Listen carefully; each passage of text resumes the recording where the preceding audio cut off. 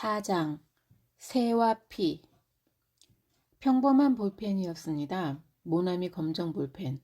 그걸 손가락 사이에 교차시켜 끼우게 했습니다. 그야 왼쪽이죠. 오른손으론 조서를 써야 하니까. 예, 그렇게 비틀었습니다. 이 방향으로도 이렇게. 처음엔 견딜만 했습니다. 하지만 날마다 같은 곳에 그렇게 하니까 상처가 깊어졌어요. 피와 진물이 섞여 흘렀습니다. 나중엔 이 자리에 하얀 뼈가 들여다 보였습니다. 뼈가 드러나니까 알코올에 적신 약솜을 끼워주더군요. 제가 수감된 날에는 남자들만 약 90명이 있었는데 절반 이상이 같은 자리에 약솜을 끼우고 있었습니다. 대화는 금지돼 있었어요. 손가락 사이에 끼운 약손을 눈으로 확인하면 잠깐 서로 마주 보다가 시선을 피했습니다. 저도 그렇게 생각했습니다. 뼈가 드러났으니 그 자리는 이제 그만할 거라고. 그렇지 않았습니다. 더 고통스러울 걸 알고 약솜을 뺀 다음 더 깊게 볼펜을 끼우고 짓이겼습니다. 창살로 막힌 5개의 방들이 부채꼴로 펼쳐져 있었고 총을 맨 군인들이 중앙에서 우리를 감시했습니다. 처음 방으로 밀어 넣어졌을 때는 우리 중 누구도 입을 열지 않았습니다. 어린 고등학생들도 여기가 어디냐고 묻지 않았습니다. 서로 얼굴을 보지 않은 채 모두 침묵했습니다. 그 새벽에 겪은 일을 받아들일 시간이 필요했던 겁니다. 1시간여의 그 절망적인 침묵이 그곳에서 우리가 인간으로서 지킬 수 있었던 마지막 품이었습니다. 모나미 검정 볼펜은 조사실에 들어가면 변함없이 준비되어 있는 첫 순서였습니다. 내 몸이 내 것이 아니란 걸 일단 분명히 해 두려는 것 같았습니다. 내 삶의 어떤 것도 내 뜻대로 할 수 없다는 것을, 허용되는 건 오직 미칠 듯한 통증, 오줌똥을 지리도록 끔찍한 통증뿐이라는 것을.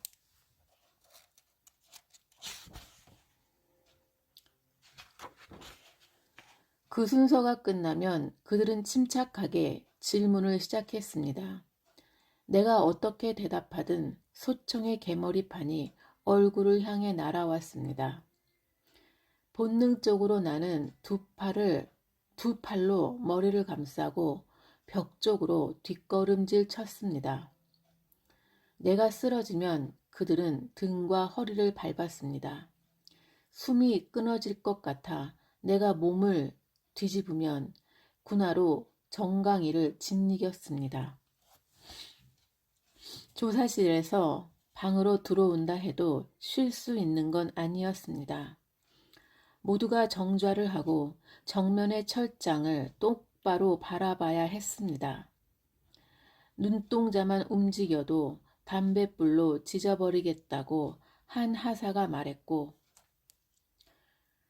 본보기 삼아 실제로 한 중년 남자의 눈꺼풀을 담뱃불로 문질렀습니다. 무심코 눈을 움직여 얼굴을 만진 고등학생을 의식을 잃고 축 늘어질 때까지 때리고 밟았습니다. 좁은 공간에 100명 가까운 남자들이 빈 공간 없이 앉아 있었으므로 온몸에서 비 오듯 땀이 흘렀습니다. 목덜미를 스멀스멀 기어내려 가는 것이 땀인지 벌레인지 구별할 수도 확인할 수도 없었습니다. 땀을 흘린 만큼 목이 탔지만 물을 마실 수 있는 건 하루 3번 식사 때뿐이었습니다. 오줌이라도 받아 마시고 싶었던 동물적인 갈증을 기억합니다. 갑자기 졸게 될지 모른다는 공포. 그들이 언제든 다가와 내 눈꺼풀에 담뱃불을 문지를 거라는 공포를 기억합니다. 그리고 배고픔을 기억합니다. 꺼진 눈두덩이에, 이마에, 정수리에, 뒷덜미에 희부연 흙반처럼 끈질기게 달라붙어 있던 배고픔. 그것이 서서히 혼을 빨아들여 거품처럼 허옇게 부풀어 오른 혼이 곧 터뜨려질 것 같던 아득한 순간들을 기억합니다. 그곳의 한 끼 식사는 식판에 담긴 밥 한 줌과 국 반 그릇, 김치가 전부였습니다. 그것을 우리들은 2인 1조로 나눠 먹었습니다. 김진수와 한조가 되었을 때 서서히 혼이 빨려나간 짐승과 같은 상태였던 나는 안도했습니다. 그는 많이 먹을 것 같은 사람이 아니었으니까요. 얼굴이 창백하고 눈언저리는 병자처럼 어두웠으니까요. 두 눈은 생기도 표정도 없이 공허하게 번쩍였으니까요. 한 달 전 그의 부고를 들었을 때 가장 먼저 떠오른 것이 바로 그 눈이었습니다. 멀건 콩나물국에서 콩나물을 골라 먹다 말고 멈칫 나를 보던 눈. 그가 콩나물을 다 먹어버릴까봐 긴장하고 있던 나를, 우물거리는 그의 입술을 혐오하며 쏘아보고 있던 나를, 묵묵히 마주 바라보던 나와 똑같은 짐승이었던 그의 차갑고 공허한 두 눈. 나는 모릅니다. 왜 김진수는 죽었고 그와 한조가 되어 함께 밥을 먹었던 나는 아직 살아있는지, 김진수가 더 많은 고통을 받았을까요? 아니요, 나도 충분히 고통받았습니다. 김진수가 더 잠을 못 잤을까요? 아니요, 나도 잠을 못 잤습니다.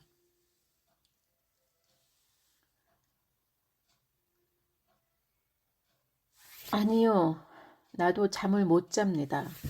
하루도 깊이 못 잡니다. 숨이 붙어 있는 한 계속 그럴 겁니다. 선생이 나에게 처음 전화를 걸어 김진수에 대해 물은 뒤 생각했습니다. 다시 전화를 걸어온 선생과 이곳에서 만날 약속을 잡은 뒤에도 생각했습니다. 하루도 빠짐없이 생각하고 또 생각했습니다. 왜 그는 죽었고 아직 나는 살아있는지. 김진수가 처음이 아니라고 선생은 전화로 말했지요. 우리들 중 더 많은 사람이 스스로 목숨을 끊을 가능성이 있다고도 말했지요. 그렇다면 선생은 날 도우려는 겁니까? 하지만 선생이 쓰려고 하는 그 논문은 선생 자신을 위한 것이 아닙니까? 김진수의 죽음을 심리적으로 부검하고 있다는 선생의 말을 나는 이해할 수 없습니다. 지금 내 말들을 녹취함으로써 김진수가 죽어간 과정을 복원할 수 있습니까? 그와 나의 경험이 비슷했을지 모르지만 결코 동일하지는 않았습니다. 그가 혼자서 겪은 일들을 그 자신에게서 듣지 않는 한 어떻게 그의 죽음이 부검될 수 있습니까? 김진수는 우리 중에서도 특별히 변칙적인 고문을 더 당한 것으로 알고 있습니다. 아마 외모가 여성적이어서 그랬던 것 같습니다. 아니요, 당시에는 말하지 않았습니다. 10년쯤 지난 뒤에 들은 이야기입니다. 성기를 꺼내 탁자에 올려놓게 하고 나무 자로 내려치겠다며 위협했다고 했습니다. 하체를 발가벗기고 영창 앞 잔디밭으로 내려가 팔을 뒤로 묶고 엎드려 있게 했다고 했습니다. 굵은 개미들이 3시간 동안 김진수의 사타구니를 물었다고 했습니다. 석방된 뒤 거의 매일 밤 벌레와 관련된 악몽을 꾸었다고 들었습니다. 그전에는 모르는 사이였습니다. 오며 가며 상황실에서 얼굴만 봤지요. 김진수는 그 해에 대학 신입생이었으며 아직 뺨에 솜털이 나 있었습니다. 얼굴이 희고 속눈썹이 유난히 짙어서 눈에 띄었습니다. 볼 때마다 무척 빠르게 걸어 다닌다는 느낌이었는데 팔다리와 허리가 가늘고 길어서 더 그렇게 보였던 것 같습니다.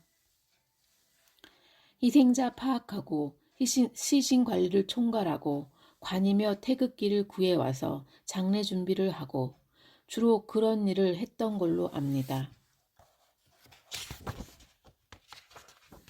사실 그 친구가 마지막 밤에 남을 거라곤 생각 못했습니다. 총기를 모두 회수한 뒤 계엄군이 들어오기 전에 도청을 깨끗이 비워놓자고 단 한 사람도 희생되어선 안 된다고 말하는 학생들 중 하나일 거라고 생각했습니다. 저녁에 남는 걸 보고도 의심했습니다. 저 친구는 자정이 되기 전에 빠져나갈 거라고.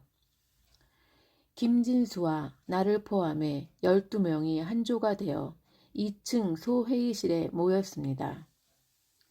처음이자 마지막이라고 생각하고 통성명을 했습니다. 각자 간단한 유서를 써서 이름과 주소를 적고는 찾기 쉽도록 셔츠 앞 주머니에 넣었습니다. 당장 닥쳐올 일들이 실감나지 않았던 것도 사실입니다. 하지만 계엄군이 시내로 진입했다는 무전이 들어오기 시작하자 그제야 긴장이 되었습니다. 상황실장이 복도로 김진수를 불러낸 건 자정 무렵이었습니다. 여자들을 호위해 도청 밖으로 데려다 주라는 상황실장의 우렁우렁한 목소리가 회의실 안까지 들렸습니다. 상황실장이 김진수를 지목해 그 일을 맡긴 건 유난히 가냘프게 생긴 그 친구가 돌아오지 않아도 좋다는 생각에서였을 거라고 나는 짐작했습니다. 김진수가 자신의 총을 챙겨 굳은 얼굴로 나가는 모습을 보며 생각했던 기억이 납니다. 그래, 너는 돌아오지 말아라. 그러나 짐작과 달리 그는 30분이 채 지나지 않아 돌아왔습니다. 나갈 때와는 달리 긴장이 완전히 풀린 얼굴이었습니다. 밀려오는 졸음을 견딜 수 없는 듯 가늘게 뜬 눈으로 총을 벽에 세워놓더니 창 아래 놓인 인조 가죽 소파에 모로 누워 잠들어 버렸습니다. 내가 흔들어 깨우자 신음하듯 말했습니다. 죄송합니다. 조금만 잘게요. 이상한 일은 그 모습을 지켜보던 다른 사람들도 벼랑간 기운이 빠진 듯 벽에 기대 앉았다는 겁니다. 하나둘 꾸벅꾸벅 졸기 시작했습니다. 나도 막막한 마음이 되어 김진수가 누운 소파 옆에 웅크려 앉았습니다. 어떻게 설명할 수 있을까요? 졸음이 오기는커녕 신경이 가장 날카롭게 곤두서야 할 시간, 냉정한 정신력에 의지해야 할 그 시간에 우리는 눈도 귀도 입도 없는 뭉클뭉클한 잠속으로 정신없이 빠져들고 있었습니다. 조심스럽게 문이 열렸다가 소리 없이 닫히는 기척에 나는 눈을 떴습니다. 조그맣고 맑은 얼굴에 알밤처럼 머리를 깎은 중학생이 어느 사이 소파에 기대 앉아 있었습니다. 누구냐? 나는 잠긴 목소리로 물었습니다. 너 누구냐? 어디서 왔어? 눈을 질끈 감으며 소년이 대답했습니다. 너무 졸려요. 조금만 잘게요. 여기서 형들이랑. 그 목소리를 듣자마자 죽은 듯 잠들어 있던 김진수가 소스라치며 눈을 떴습니다. 어떻게 된 거야? 소년의 팔을 붙들며 그가 숨지겨 물었습니다. 내가 아까 가라고 하지 않았어. 너도 간다고 하지 않았어. 김진수의 목소리가 점점 높아졌습니다. 네가 대체 여기서 뭘 하겠다는 거야? 총 쏠 줄은 알아? 머뭇머뭇 소년이 말했습니다. 화내지 마요, 형. 두 사람의 실랑이에 사람들이 부스럭부스럭 깨어났습니다. 소년의 팔을 놓지 않은 채 김진수는 반복해서 말했습니다. 적당한 때 너는 항복해라. 알겠지? 항복하라고. 손들고 나가는 애를 죽이진 않을 거야.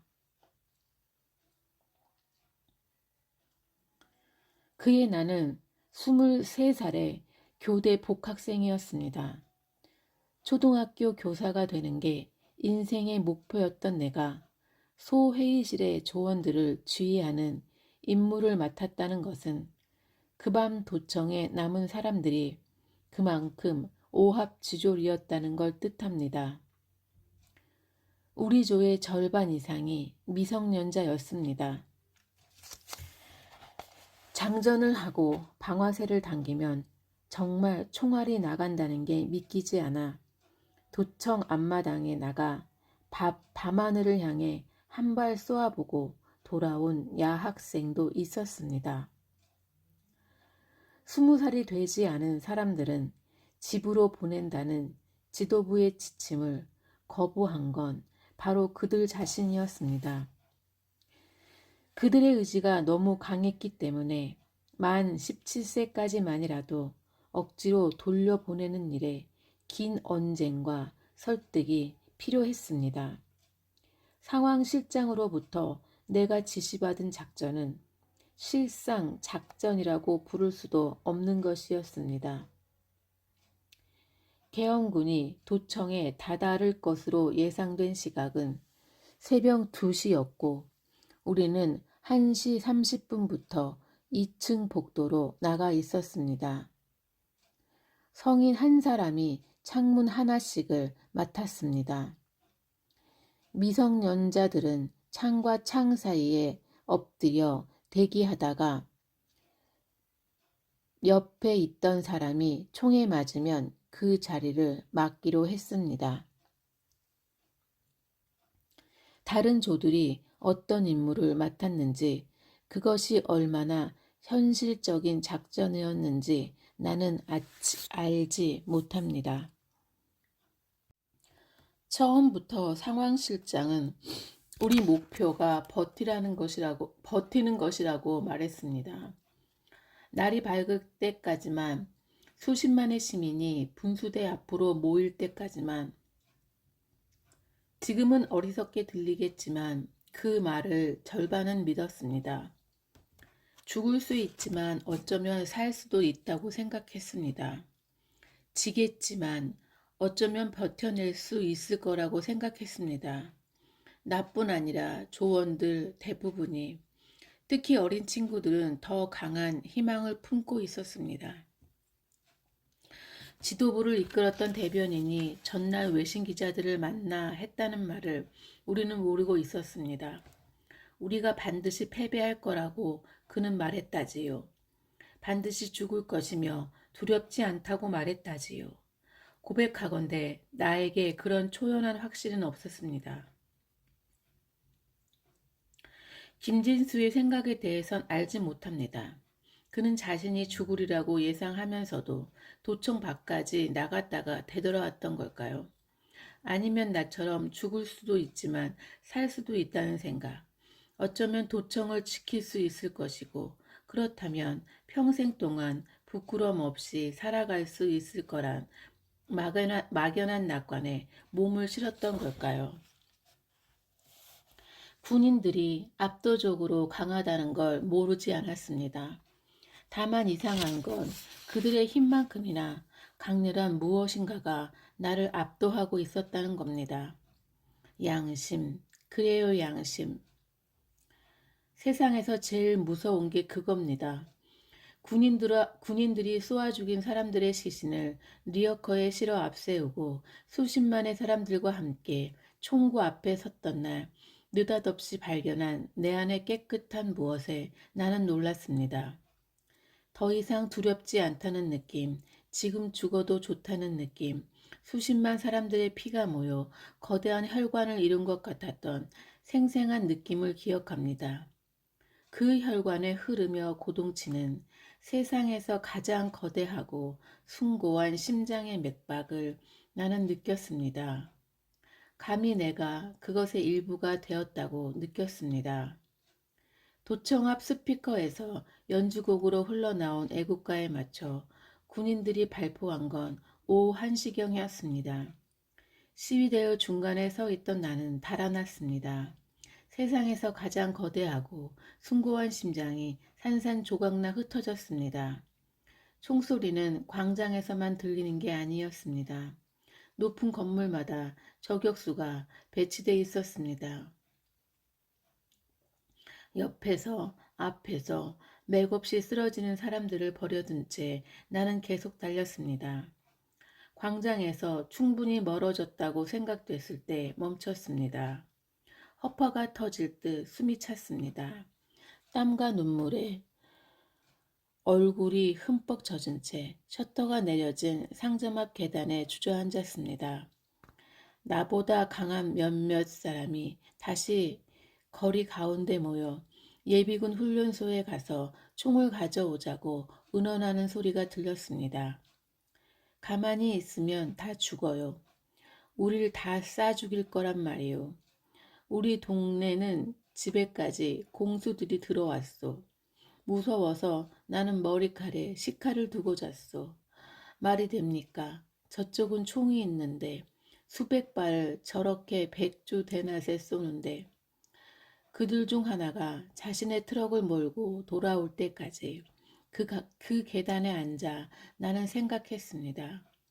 내가 총을 들 수 있는지, 살아있는 사람을 향해 방아쇠를 당길 수 있는지 생각했습니다.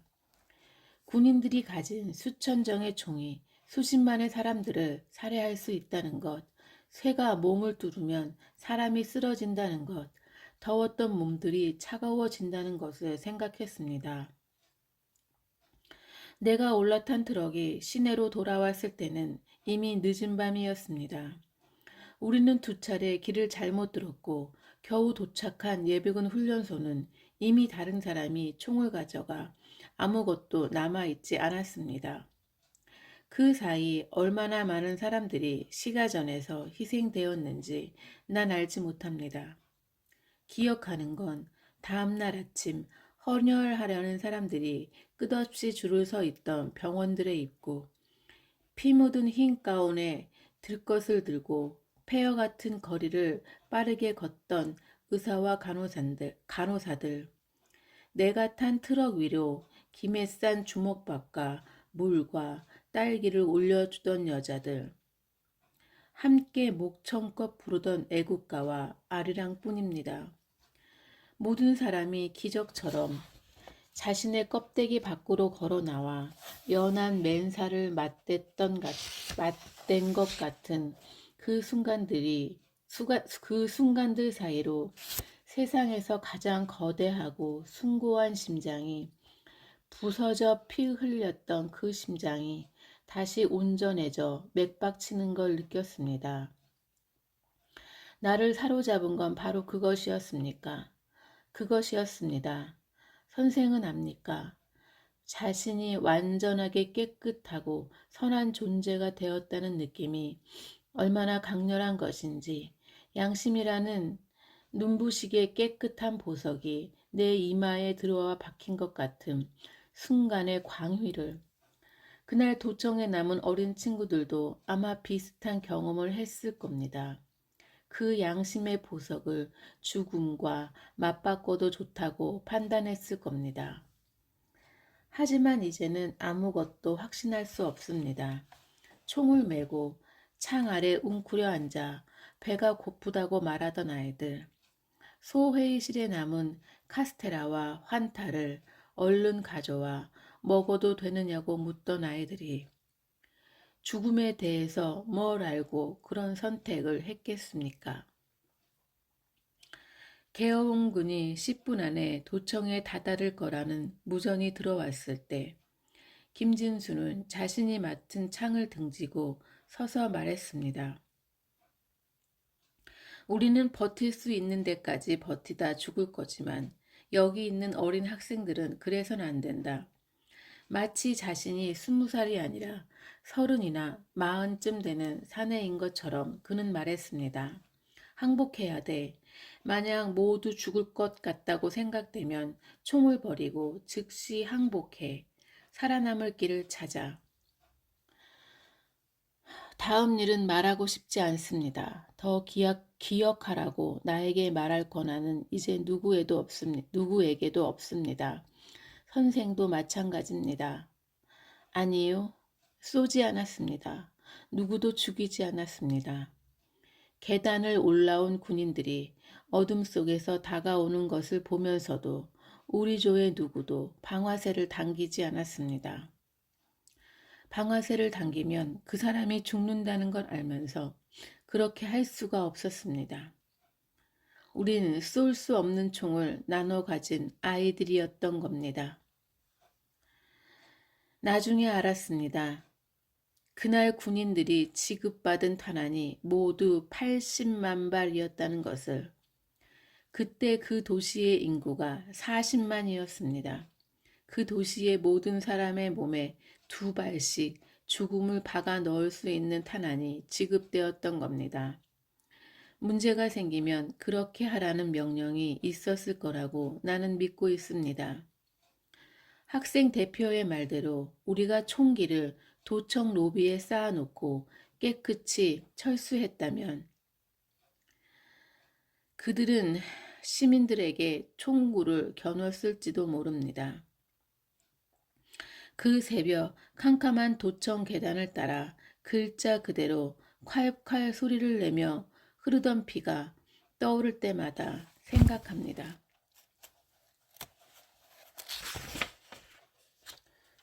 그건 그들만의 죽음이 아니라 누군가의 죽음들을 대신한 거였다고. 수천 곱절의 죽음, 수천 곱절의 피였다고. 방금 전까지 눈을 마주치며 대화했던 사람들에게서 흘러나오는 피를 곁눈으로 보며 누가 죽고 누가 남았는지도 파악하지 못한 채 나는 복도에 머리를 박고 엎드렸습니다. 그들이 매직으로 내 등에 무엇인가 글씨를 쓰는 것을 느꼈습니다. 극렬 분자, 총기 소지, 그렇게 썼다는 것을 상무대 유치장에서 다른 사람들이 알려주었습니다. 체포 당시 총을 가지고 있지 않아 단순 가담자로 분류된 사람들이 6월까지 차례로 석방되고 이른바 극렬 분자, 총기 소지자들만 상무대에 남았습니다. 고문의 양상이 달라진 것은 그때부터였습니다. 구타보다 정교하게 고통을 주는 방식, 고문하는 사람들의 체력에 부담을 주지 않는 방식을 그들이 택한 것입니다. 비녀꽂기, 통닭구이, 물고문, 전기고문. 이제 그들이 원하는 것은 실제로 일어난 일들의 세목이 아니었습니다. 그들이 마련한 각본에 우리들의 이름으로 빈칸을 채울 수 있도록 우리들이 해야 할 일은 거짓 자백뿐이었습니다. 김진수와 나는 여전히 식판 하나를 받아 한 줌의 식사를 나눠 먹었습니다. 몇 시간 전에 조사실에서 겪은 것들을 뒤로하고 밥알 하나, 김치 한 촉을 두고 짐승처럼 싸우지 않기 위해 인내하며 묵묵히 숟가락질을 했습니다. 실제로 어떤 사람들은 식판을 내려놓고 소리쳤습니다. 참을 만큼 참았어. 그렇게 네가 다 처먹으면 난 어쩌란 말이야. 으르렁거리는 그들 사이로 몸을 밀어넣으며 한 남자애가 더듬더듬 말했습니다. 그러지 마요. 좀처럼 입을 떼지 않는 늘 주눅 든 듯 조용한 아이였기에 나는 놀랐습니다. 우리는 죽을 각오를 했었잖아요. 김진수의 공허한 눈이 내 눈과 마주친 것은 그때였습니다. 순간 깨달았습니다.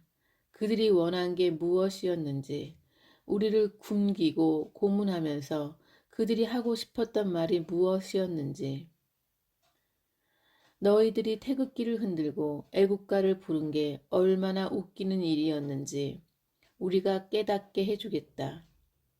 냄새를 풍기는 더러운 몸, 상처가 문드러지는 몸, 굶주린 짐승 같은 몸뚱어리들이 너희들이라는 걸 우리가 증명해 주겠다. 그 남자의 이름은 영재였습니다. 그날 이후 김진수는 종종 그 이름을 불렀습니다. 식사가 끝난 뒤 감시병이 너그러워지는 10여 분 동안 가만가만 말을 걸었습니다. 영재야, 그렇게 먹고 배 안 고프냐? 김영재, 넌 본관이 어디냐? 나도 김의 김씨인데 무슨 파냐? 말 높이지 마라. 16살이라면서. 나 너보다 4살밖에 안 많아. 그렇게 내가 나이 들어 보이냐? 그래라 그럼 삼촌이라고 해라. 어차피 학렬로 네가 조카니까. 두 사람이 주고받는 시시콜콜한 대화를 옆에서 들으면서 그 아이가 초등학교만 마치고 3년째 외삼촌의 목공소에서 기술을 배우고 있었다는 걸 알게 되었습니다.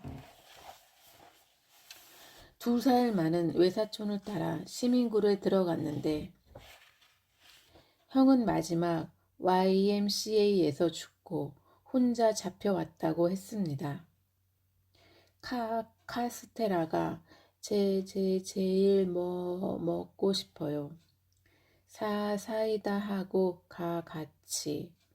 외삼촌이 죽던 이야기를 하면서도 울지 않던 그 아이는 뭐가 먹고 싶으냐는 말에 주먹으로 눈 언저리를 문지르며 대답했습니다.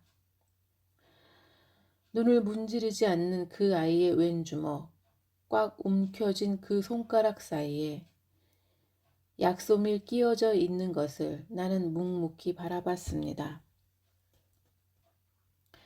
생각하고 또 생각했습니다. 이해하고 싶었기 때문입니다. 어떻게든 내가 겪은 일들을 이해해야 했기 때문입니다. 묽은 진물과 진득한 고름, 냄새나는 침, 피, 눈물과 콧물, 속옷에 지린 오줌과 똥, 그것들이 내가 가진 전부였습니다. 아니, 그것들 자체가 바로 나였습니다. 그것들 속에서 썩어가는 살덩어리가 나였습니다. 지금도 나는 여름을 견디지 못합니다. 벌레 같은 땀이 스멀스멀 가슴 밖과 등으로 흘러내리면 내가 살덩어리였던 순간들의 기억이 고스란히 돌아와 있는 걸 느끼며 깊은 숨을 쉽니다. 이를 악물고 더 깊은 숨을 쉽니다. 각진 강목이 어깨죽지와 등허리 사이로 비집고 들어와 자신의 곧은 물성대로 활짝 펴지며 내 몸을 비틀 때 제발 그만 잘못했습니다. 헐떡이는 1초와 1초 사이 손톱과 발톱 속으로 그들이 송곳을 꽂아 넣을 때 숨 들이쉬고 뱉고 제발 그만 잘못했습니다. 신음 1초와 1초 사이 다시 비명 몸이 사라져 주기를 지금 제발 지금 내 몸이 지워지기를. 우리가 조서를 쓰던 여름부터 가을까지 작은 단층 블록 건물 하나가 상무대 공터에 세워졌습니다. 어디로도 우리를 이송하지 않고 재판하기 위해 새로 군법 재판소를 지은 것입니다. 갑자기 쌀쌀해진 10월 셋째 주 최종 조서가 넘어간 지 열흘 만에 재판이 열렸습니다. 그 열흘간 처음으로 우리들은 고문 없는 수감 생활을 했습니다. 몸 구석구석의 상처들이 서서히 아물며 검붉은 딱지가 앉았습니다. 하루에 2차례씩 닷새 동안 재판이 열렸던 걸로 기억합니다. 한 번에 약 30명씩 들어가 선고를 받았습니다. 피고가 너무 많았기 때문에 방청석 장의자들의 마지막 열까지 우리들이 줄을 맞춰 앉아 있었습니다. 총을 맨 군인 수십 명도 줄을 맞춰 우리 사이사이에 앉았습니다. 전원 고개 숙인다. 하사의 명령에 나는 고개를 숙였습니다. 더 깊이 숙인다. 나는 더 깊이 고개를 숙였습니다.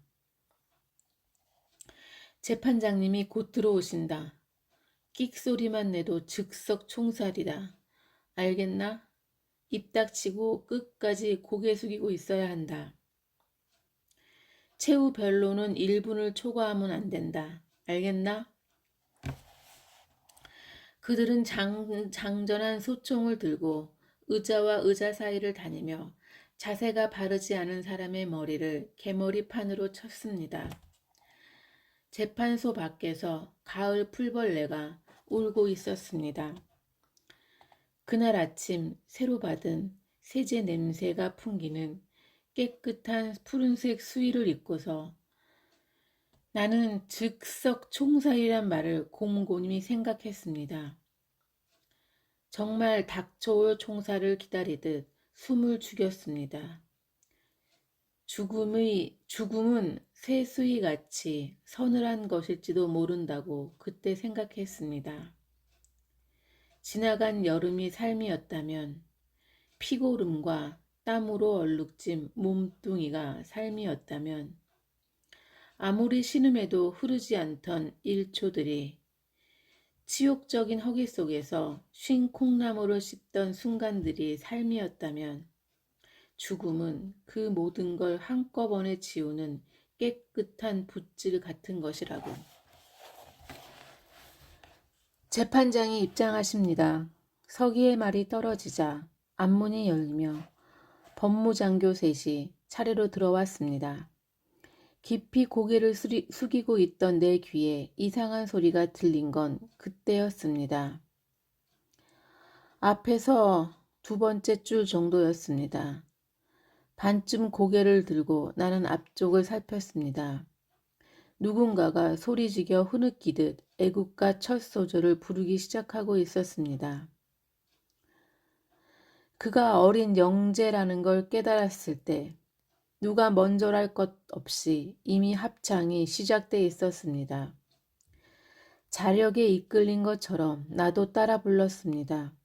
죽은 듯이 고개를 숙이고 있던 우리들이, 땀과 피와 고름이었던 우리들이 조용히 노래하는 동안 어째서였는지 그들은 제지하지 않았습니다. 소리치지도 개머리판으로 머리를 내리치지도 위협했던 대로 벽으로 몰아넣어 총살하지도 않았습니다.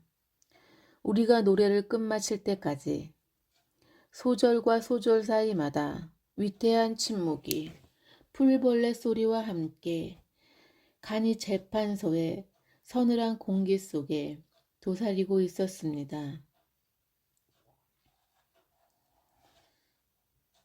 나는 9년형을, 김진수는 7년형을 언도받았습니다. 하지만 형량은 무의미했습니다. 이듬해 성탄절까지 군부는 우리 모두를 사형과 무기징역을 선고받은 사람들까지 특사로 석방했으니까요. 그 제목들이 부조리 했다는 걸 스스로 자백하듯 말입니다. 김진수를 다시 만난 것은 교도소를 나온 지 이태가 되어 가던 새 밑이었습니다. 중학교 동창을 만나 밤새 술을 퍼마시고 집으로 돌아가던 새벽, 길가 허름한 해장국집에 혼자 앉아있는 젊은 남자를 창 너머로 보며 지나쳤다가 나는 멈췄습니다. 진지하게 숙제를 하는 듯 숟가락을 꽉 쥐고 국밥을 내려다보는 자세가 낯익었기 때문입니다. 아무리 애써도 이해할 수 없는 수수께끼가 그 안에 담겨 있는 듯 캄캄한 선짓국의 밑바닥을 들여다보는 길고 짙은 속눈썹 아래 열린 공허한 눈. 내가 국밥집으로 들어가 김진수의 앞에 앉자 그는 무감각하고 차가운 시선으로 나를 건너다 보았습니다. 술이 덜 깬 나는 잠자코 웃었습니다. 취기가 잠시 허락해준 너그러움으로 기다렸습니다. 잠에서 막 깨어난 것처럼 부스스하고 희미한 미소가 그의 얼굴에 어릴 때까지. 주섬주섬 그간의 안부를 묻는 동안 우리의 눈길은 투명한 촉수처럼 조용히 서로에게 뻗어나가 얼굴 안쪽의 그늘을 대화와 헛웃음으로 덮이지 않는 고통의 흔적을 어루만져 확인했습니다. 우리는 모두 학교로 돌아가지 못했고 가족의 신세를 지며 생계를 이어가고 있었습니다. 김진수는 매형의 전파사 일을 돕고 있었고 나는 큰 댁에서 하는 한식당 일을 돕다가 얼마 전에 그만둔 상태였습니다. 연말까지 쉬다가 해가 바뀌면 택시 회사에 들어갈 생각이라고. 돈을 모아 언젠가 개인 택시를 하겠다고 내가 말하자 그는 덤덤하게 대꾸했습니다. 매형도 나한테 충고하더라고요. 중장비 기사 자격증을 따라고. 어차피 일반 회사는 못 들어가니까. 그런데 운전면허는 어떻게 따셨어요? 요즘 문제집을 보는데 머리가 아파요. 실제로 두통이 심해서 외워지지 않아요. 어떨 땐 전파사에서 돈 계산하는 것도 만만치 않아요. 조금만 복잡한 더하기 빼기를 해도 머리가 아파서. 나 역시 원인 없는 치통 때문에 자주 진통제를 먹는다고 말하자 그는 다시 덤덤하게 물었습니다. 잠은 잘 자나요? 난 잠이 안 와서 혼자 소주 2병 마시고 지금 해장하고 있었어요. 집에서 술 먹으면 누나가 싫어하니까. 누나는 뭐 나한테 화내거나 하진 않아요. 그냥 울죠. 그게 보기 싫어서 더 술 생각이 나죠. 한 잔 더 할까요? 물으며 그는 내 얼굴을 무심히 건너다 보았습니다. 우리 한 잔 더 하죠. 모직 코트깃을 올려 세운 직장인들이 창밖으로 바삐 걸어 출근할 무렵까지 우리는 함께 마셨습니다. 아무것도 있게 해주지 않는 투명하고 독한 술을 차가운 유리잔에 붓고 다시 부었습니다. 드문드문 기억이 끊기다가 나중에는 완전히 끊어졌습니다. 어떻게 그와 헤어져서 집으로 돌아왔는지 기억할 수 없습니다. 김진수의 실수로 술병이 탁자에 엎어지고 차가운 술이 내 코르된 바지를 적시던 감각.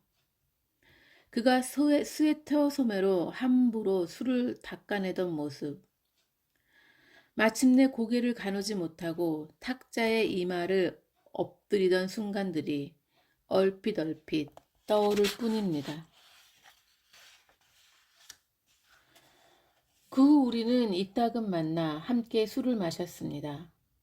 서로가 자격증 시험에 떨어지고 교통사고를 내고 빚이 생기고 다치거나 병을 얻고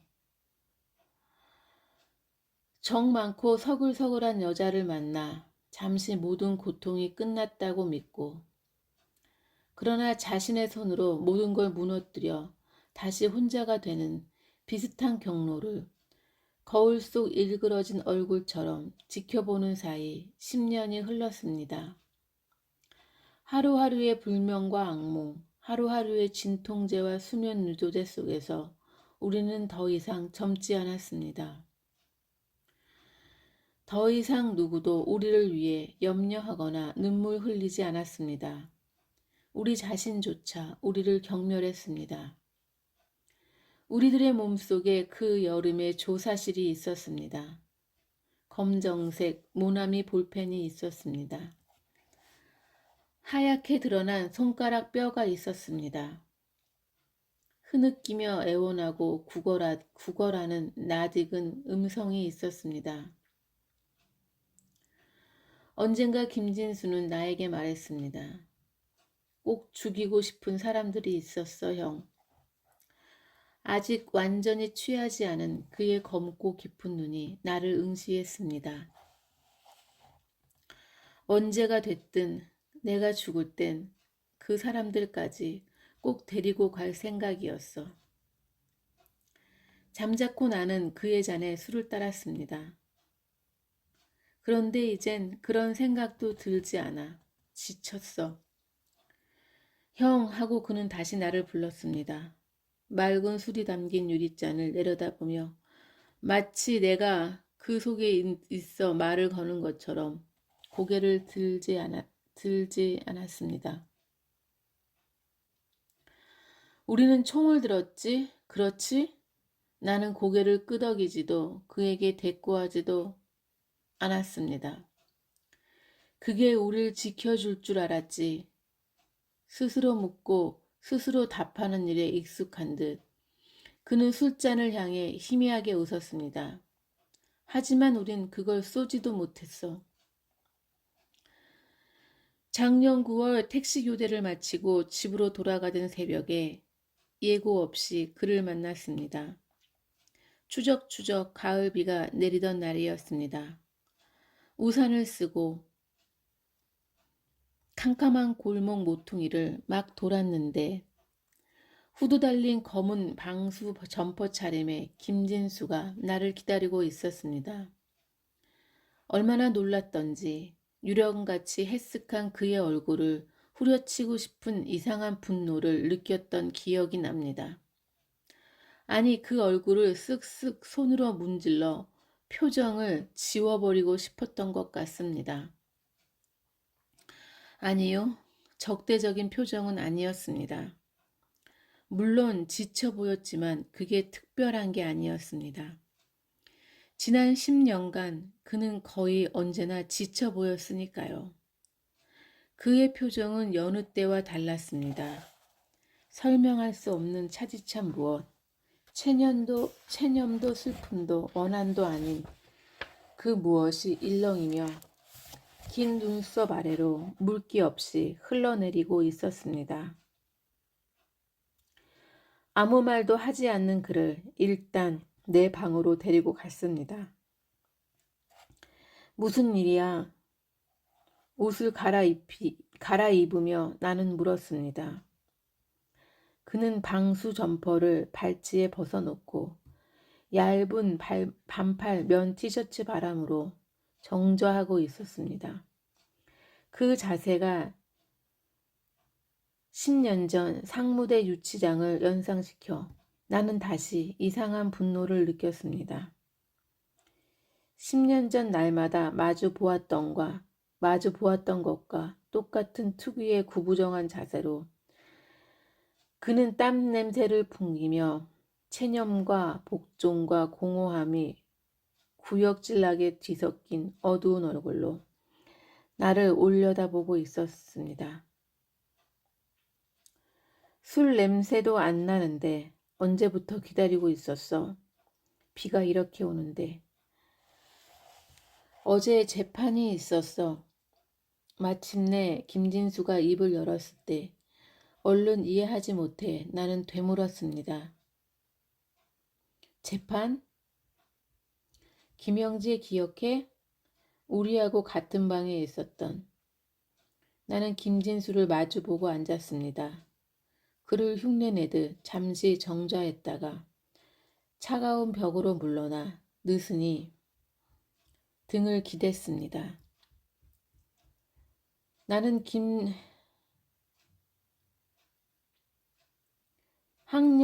학렬로 나하고 족갑벌이었던 애 말이야. 그래 하고 나는 대답했습니다.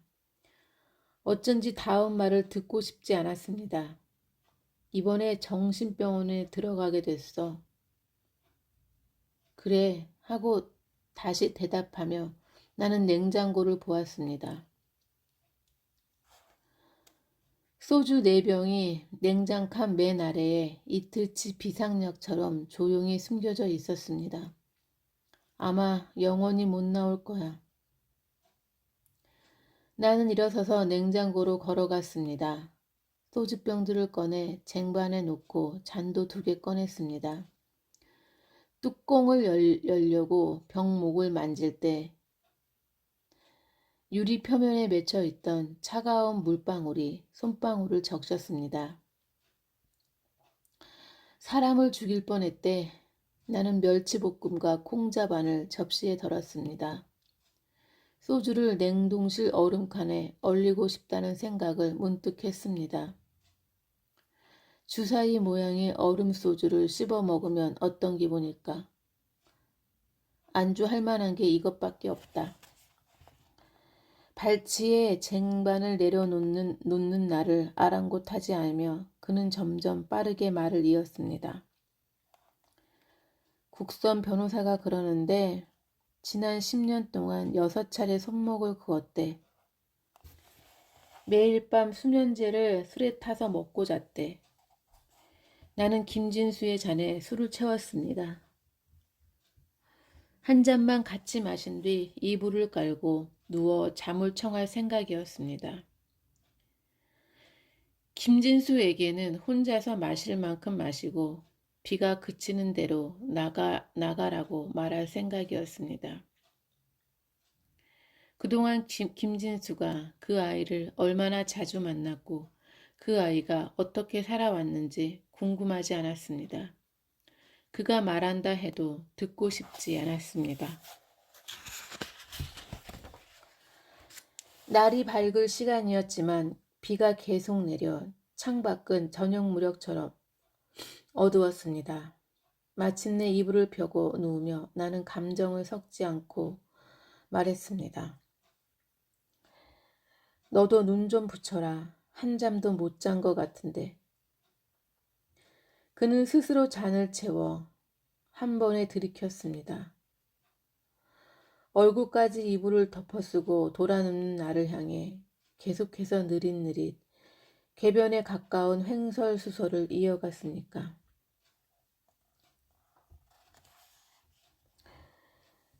그러니까 형, 영혼이란 건 아무것도 아닌 건가? 아니, 그건 무슨 유리 같은 건가? 유리는 투명하고 깨지기 쉽지. 그게 유리의 본성이지. 그러니까 유리로 만든 물건은 조심해서 다뤄야 하는 거지. 금이 가거나 부서지면 못 쓰게 되니까. 버려야 하니까.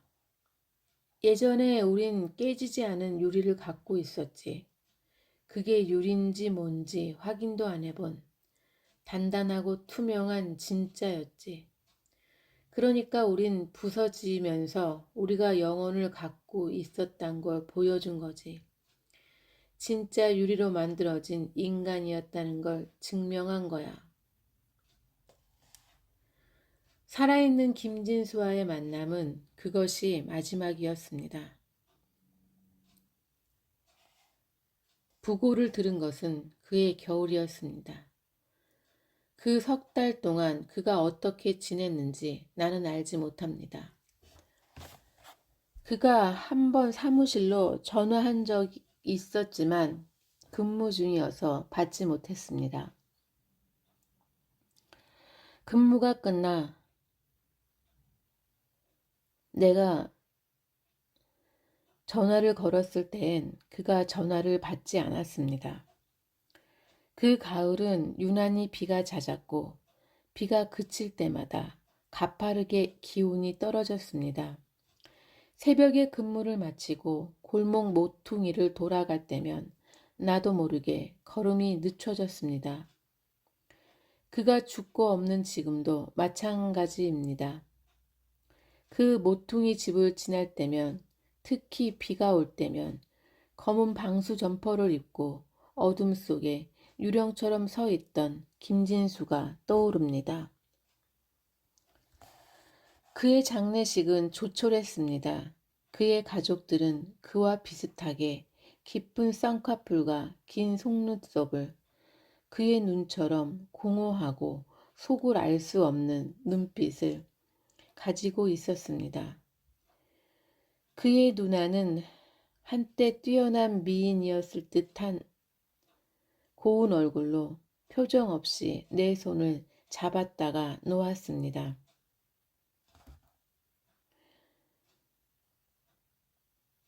관을 들 사람이 부족하다고 해서 화장장까지 같이 갔다가 관이 화덕 속으로 들어가는 것까지만 보고 나는 돌아왔습니다.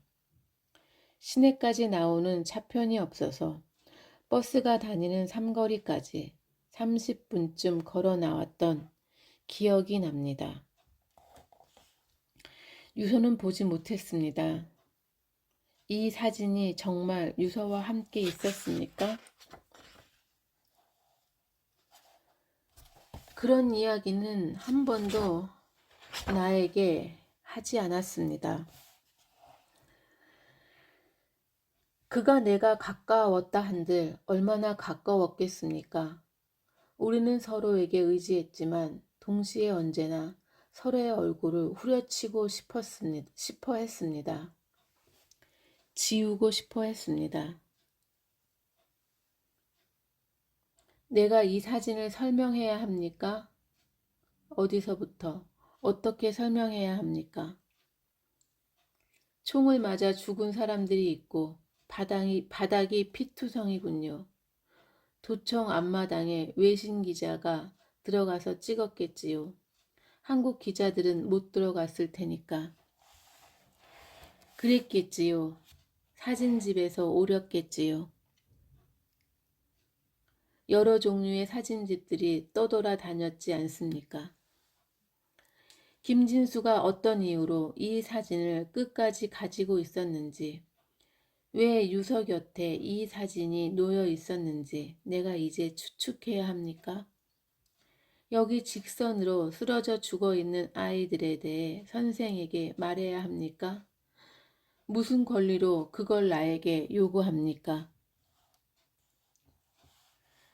군인들의 명령대로 2층 복도에 머리를 박고 있던 우리들이 도청 마당으로 끌려 내려간 건 동틀 무렵이었습니다. 뒤로 손이 묶인 채 마당 가장자리에 일렬로 무릎 꿇고 앉은 우리들에게 한 장교가 다가왔습니다. 그는 흥분해 있었습니다. 한 사람씩 군화로 등을 밟아 흙바닥에 머리를 박게 하며 욕설을 퍼부었습니다. 18. 내가 월남 갔다 온 사람이야. 내 손으로 죽인 베트공 새끼들이 30명도 넘는다. 더러운 빨갱이 새끼들. 그때 김진수는 내 옆에 있었습니다. 장교가 김진수의 등을 밟자 하필 자갈에 찌은 이마에서 피가 흘렀습니다. 5명의 어린 학생들이 2층에서 두 손을 들고 내려온 것은 그때였습니다. 계엄군이 대낮같이 조명탄을 밝히며 기관총을 난사하기 시작했을 때 내가 소회의실 캐비닛에 숨으라고 명령했던 4명의 고등학생과 소파에서 김진수와 짧은 실랑이를 벌였던 중학생이었습니다. 더 이상 총소리가 들리지 않자 그들은 김진수의 말대로 무기를 버리고 항복하러 내려온 것이었습니다.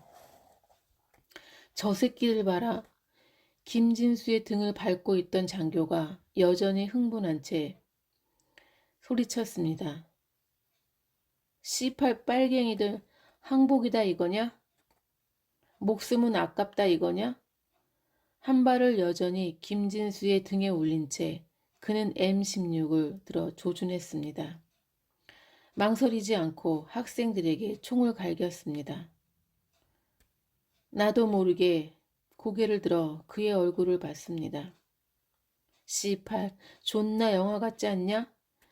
치열이 고른 이를 드러내며 그가 부하를 향해 말했습니다. 아시겠습니까?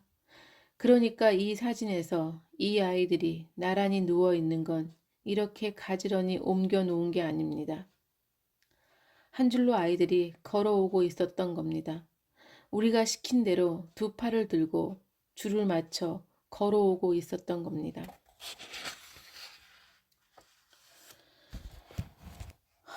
어떤 기억은 아물지 않습니다.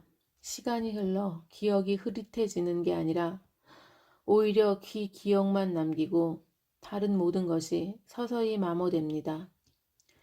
색전구가 하나씩 나가듯 세계가 어두워집니다. 나 역시 안전한 사람이 아니란 걸 알고 싶습니다. 이제는 내가 선생에게 묻고 싶습니다. 그러니까 인간은 근본적으로 잔인한 존재인 것입니까? 우리들은 단지 보편적인 경험을 한 것뿐입니까? 우리는 존엄하다는 착각 속에 살고 있을 뿐 언제든 아무것도 아닌 것, 벌레, 짐승, 고름과 진물의 덩어리로 변할 수 있는 겁니까? 굴욕당하고 훼손되고 살해되는 것, 그것이 역사 속에서 증명된 인간의 본질입니까? 부마 항쟁에 공수부대로 투입됐던 사람을 우연히 만난 적이 있습니다. 내 이력을 듣고 자신의 이력을 고백하더군요. 가능한 한 과격하게 진압하라는 명령이 있었다고 그가 말했습니다. 특별히 잔인하게 행동한 군인들에게는 상부에서 몇십만 원씩 포상금이 내려왔다고 했습니다. 동료 중 하나가 그에게 말했다고 했습니다. 뭐가 문제냐? 맷값을 주면서 사람을 패라는데 안 팰 이유가 없지 않아? 베트남전에 파견됐던 어느 한국군 소대에 대한 이야기도 들었습니다. 그들은 시골 마을 회관에 여자들과 아이들, 노인들을 모아놓고 모두 불태워 죽였다지요.